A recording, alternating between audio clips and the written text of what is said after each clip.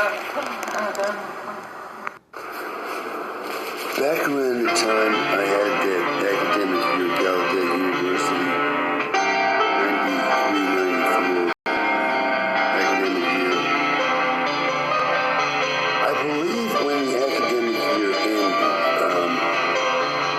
I wasn't able to find a job, and so one of the things I was doing was, I thought, well, maybe I can get going as a writer somehow, finally. So I had read this book about an Italian organized crime boss in Chicago, and his name was, I never remember that man's name. He kind of looked like a Jew, like somebody like Big in Israel. His name, I don't remember now, but the book was written, I think, by his brother. His name was Sam, and the brother was saying in the book that the brother never had anything to do with organized crime himself, even though his brother was a big boss in organized crime. I don't remember the guy's name, I never can. So I read this book, and meanwhile I had written a screenplay, and things had not gone well at Gallaudet for me, even though I made straight A's and all that, but I went there to write a screenplay, and I didn't get the help I wanted. I didn't get the support I wanted, and there's reasons for that. I've said what they were. This mental prison guard from the halfway mental prison house, he sent this letter down to Gallaudet telling the faculty down there that I was severely ill with mental disease, and I had done all this work on my own to get into Gallaudet, to make arrangements to go there, to do all this, and I moved out of the halfway prison house. I did all these things. And this guy just completely, what's the word? I can't remember that word.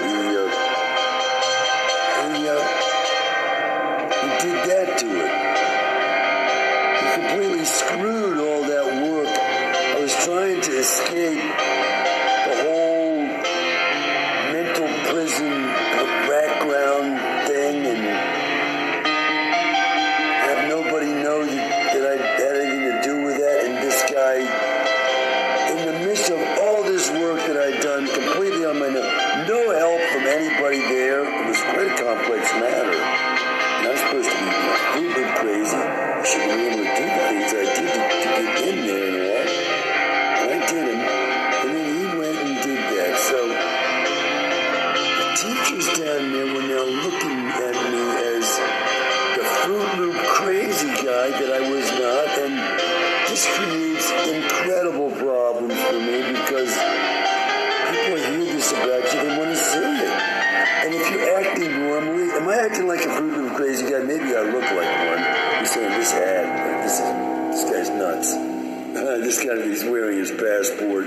He's crazy. But forget about the clothes I got on. And think about what I'm saying. And don't look at the picture here.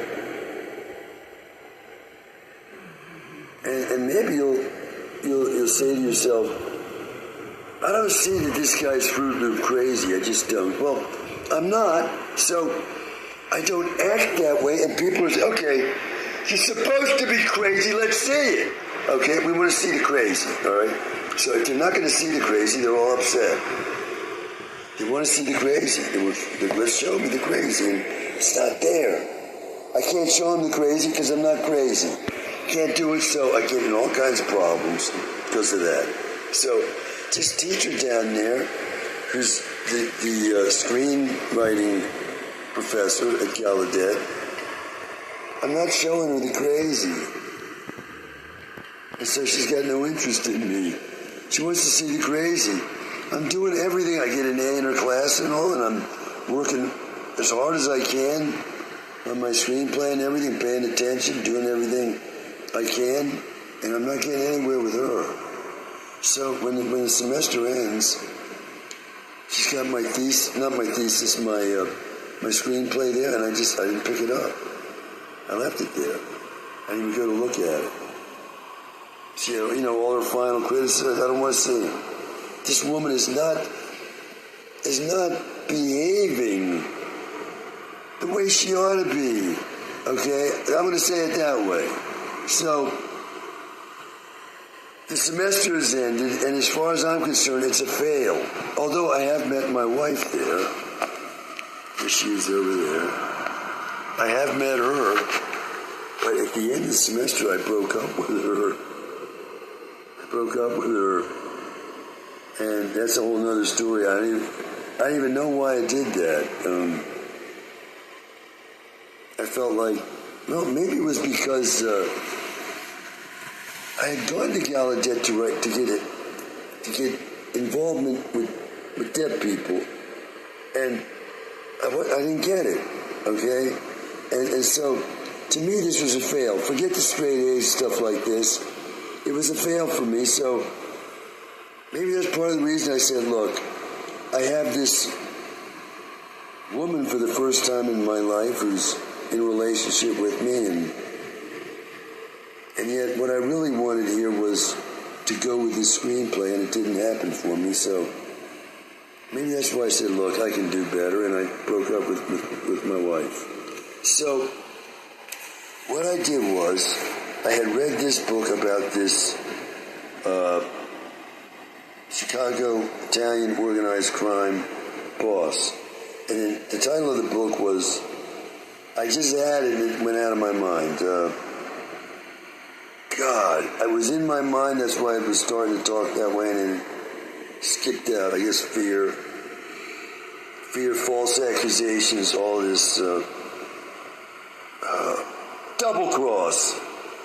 The title was Double Cross. Okay, so what I did was I figured I couldn't get any help down at Gallaudet. Let me write this guy who apparently, I don't know if he wrote this book or he was just discussed a lot in it. Now, it's the brother who had nothing to do with the organized crime.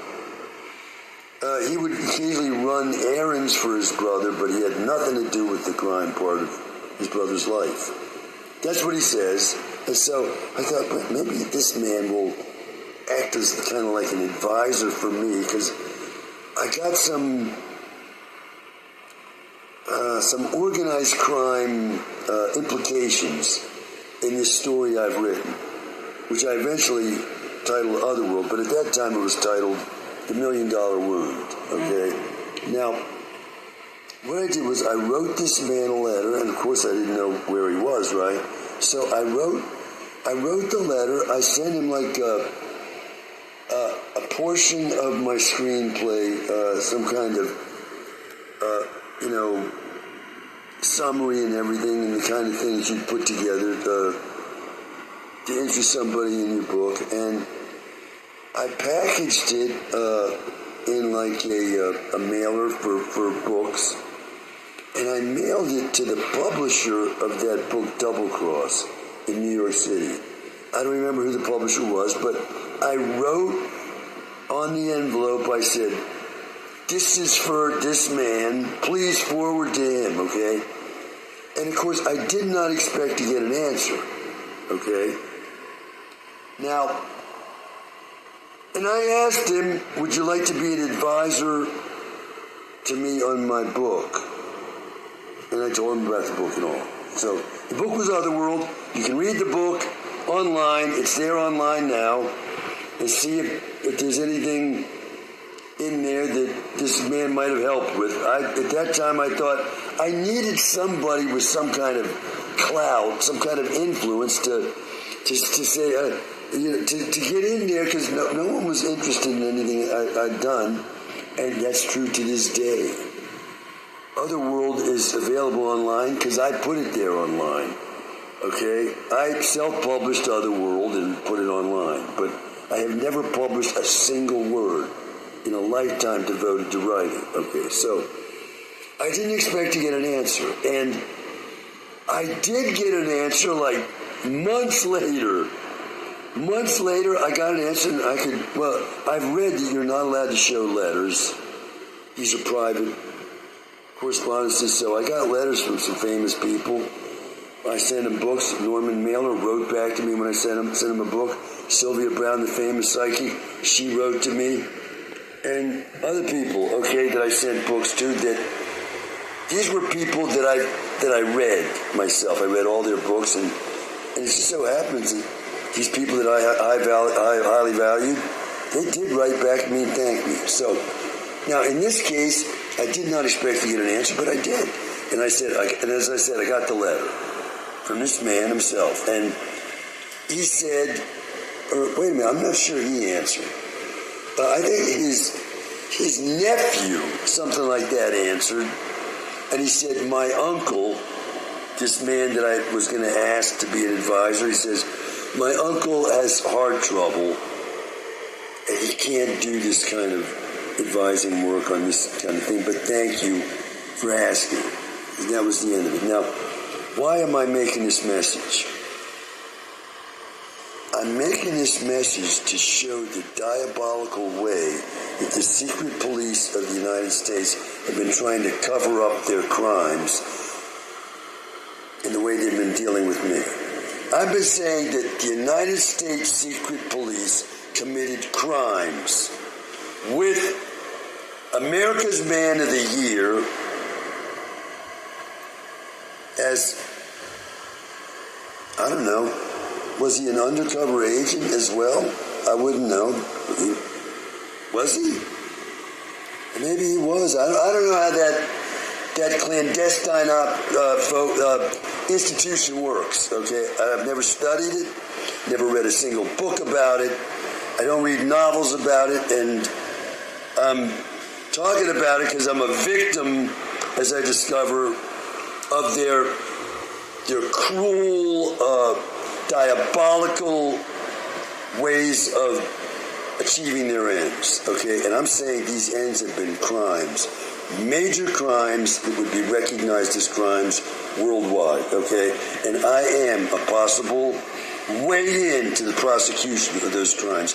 I may be the last living person who's the way in this way, okay? Now, here's my point, okay? It's years later, and I'm figuring all this out, right? The Man of the Year is not my biological father, and he's been sexually abusing me in the most outrageously evil way. While I'm asleep, he's raping me. I figure he's doing that because I'm not his son, and I'm in his house, and I'm outshining all his kids. His natural-born kids, biological kids, I'm outshining. I'm outdoing all of them, academically, sports-wise, social-wise, everywhere. And I'm in his house, and I'm not his son, and he knows it. So he starts to prey on me. He's psychologically, I think, as abusive as a person can be. All right? And in addition, I discover, after a wrecked life by this man, I figure out that he had to have been sexually abusing me the way I say he was. There's simply no other explanation for all the weird things that all make sense in light of this explanation for them, okay? So, it's years later, I'm figuring everything out, and as I am, I find myself suddenly the target of the secret police in a massive harassment campaign against me and my wife. It starts up when they suddenly become aware that I've caught on to what's been going on. Okay? And now they're gonna make sure that I'm either killed or I'm driven crazy for real, or at least the optics on me are, this guy is crazy. He was certified in 1982, and now he's once again back in a mental prison. There's no question about him. He's crazy, and he's not a witness anybody's going to believe a word from.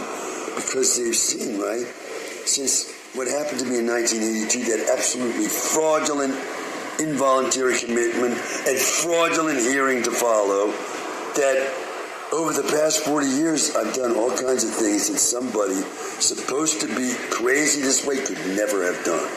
And it'll be, anybody looks at the record from 1982 till now is going to notice that in 5 minutes. They're going to say, you are saying that the guy who did all this from 1982 on was this certified schizophrenic. You're saying that that's true. We don't see it. Worldwide, in 5 minutes, people see the record, they're going to say, we don't get this. So this is an emergency situation for these folks, okay? Because I'm now making videos and talking and so on and trying to do things, and they're saying, wait a minute, if he gets through on this, he's going to be believable, and it could be trouble for a lot of us who've been involved in the continuing cover-up of crimes committed by us, okay? And these crimes could land somebody in those secret agencies with a noose around his or her neck, okay, for treason. That's what this could do. So this is an emergency situation for these folks, okay? So here's the point. I now write letters, and none of them get delivered. Okay, this letter that I write to this guy involved in crime, and I don't have anything to do with crime myself, and now I'm saying the man of the year didn't either, but over the past 10 years of this massive harassment campaign from the secret police, I've noticed that your strategy has seemed to be, they like to make it seem like their man of the year, who was one of them, was actually in Italian organized crime. They're going to try to throw off the scent on them this way. So they let that letter go through to this man in a way that it should never have happened. I should never have gotten a reply to that the way things always went for me, and yet I did. That's because those folks made sure that got through to that man. Whereas now what happens? I'm sending letters to a Japanese television station, okay, to try to get out of the United States, try to inform them and the world about all the things I'm talking about now. I get no answer to those letters. I sent 3 letters, not a single answer, okay? And as far as the DNA thing goes, to prove that I'm not the biological son of the man of the year, and I have his teeth. Okay? Back then, when I got those teeth when he passed away, DNA was not yet a thing that people talked much about yet. You know, it just wasn't. People were not aware that you might not be the child of your parents. You get a DNA test and find that out. There was little talk about DNA back in the 1980s when the man of the year passed away, and I asked my mother, I said, can I have these teeth? I wasn't thinking about DNA at all. I wasn't thinking about anything. I just asked, can I have these teeth? She said, yeah, take them. So I ended up with his teeth, and then, as it turns out, I can get DNA from those teeth and prove what I'm saying is true. So what happens? I try to get in touch with this DNA place in England is supposed to be the best out there for DNA, and they have worldwide offices. So first of all, I'm send them like three letters to them. Not a single answer. Okay? And then when I go to Tokyo and I try to find their office in Tokyo, even with help from the desk there at the hotel where I was staying, the lady's saying, I can't find this address. I think maybe this is it, but I'm not sure. This is the #1 DNA place worldwide. And even the hotel clerk there in Tokyo Can't find their address. Why? Because the computers are being messed with by these secret police, that's why. So that I don't find that place, and I didn't. I went looking for it on foot with the directions she gave me. You know, she could speak English, and I spent a couple hours on foot looking for this place, and I couldn't find it. So, there you have it. Letters that could be helpful to me. Letters. Old-fashioned letters. Not being answered, but this letter that it's in line with what these folks want to do. Impute that the man of the year or I have something to do with organized crime. Because I send this letter to this guy, that goes through. See what I'm saying?